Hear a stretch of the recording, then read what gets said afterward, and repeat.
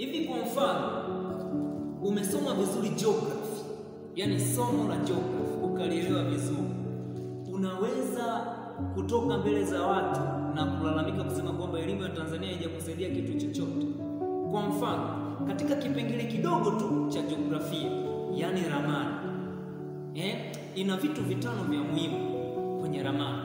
Cha kwanza ni kichwa cha ramani au kwa lugha nyingine wanasema title. Kitu cha pili ni ufunguo au kwa lugha nyingine wanasema key. Kitu cha tatu ni dira, kwa lugha nyingine wanasema north direction. Na kitu cha nne ni kipimio au kipimo, kwa lugha nyingine wanasema scale. Na kitu cha tano ni mipaka. Hivi vitu vitano tu ukivitumia katika maisha yako vinaweza vikakusaidia sana. Kwa mfano, kichwa cha ramani au title. Hii ni sehemu ambayo mtu unayeishi lazima uwe na title. Ili watu waweze kukutambua vizuri, lazima utafute namna ya kujieleza kwa watu. Title ndio sehemu ambayo inaweza kukufanya watu wakutambue vizuri, unatoka wapi, unafanya nini. Hata ukifika mazingira mengine, hakuna watu watakuwa na shaka nawe kwa sababu wameshakuelewa na wametengeneza title yako. Lakini katika mazingira hayo lazima title yako uhakikishe inakuwa nzuri na inasomeka vizuri. Mtu kama huyo akiwa na title, lazima atapata connection. Na ndio maana kuna watu wanapambana kutengeneza branding. Branding ni title ambayo itamfanya mtu ajulikane na kufahamika. Hata anapokuwa anaomba connection, anapata connection kwa urahisi kwa sababu kajibrandi vizuri. Lakini kitu kingine ni ufunguo. Ufunguo katika ramani ni kitu ambacho kinatumika kuelezea alama ambazo zimetumika katika ramani. Je, katika maisha yako ufunguo wako upo sawa sawa?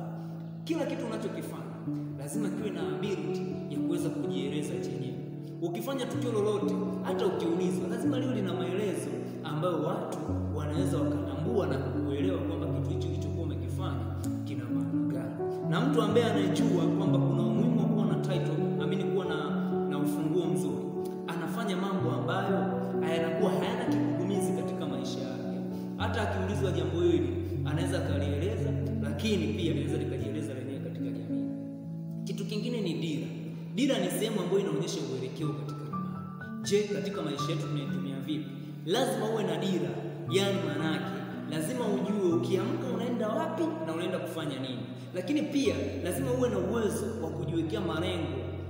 Baada ya muda wa miaka kadhaa utakuwa nani, utakuwa wapi, utafanya nini?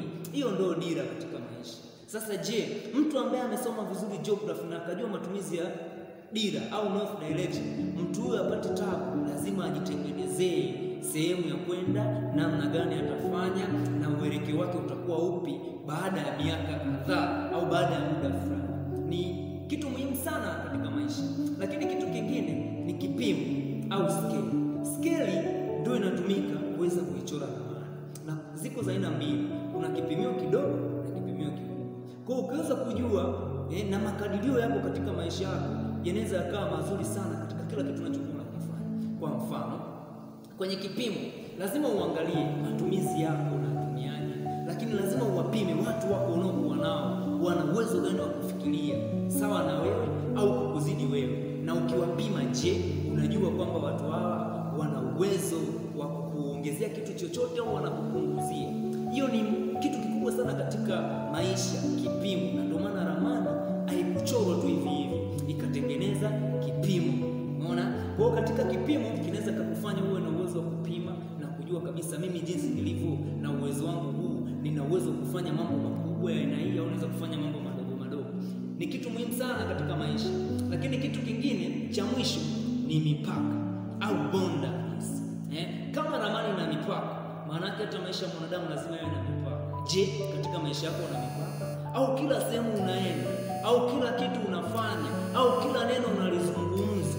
Mipaka ni muhimu sana. Ndio maana watu ambao wana mipaka, kuna watu wengine hawaingiliani nao, kuna watu wengine hawashirikiani nao kwa sababu ya mipaka.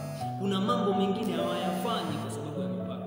Kwa hiyo kwa mtu ambaye umesoma geography peke yake inaweza ikakupa vitu muhimu kama hivyo. Tena geography peke yake katika kipengele kimoja tu cha ramani.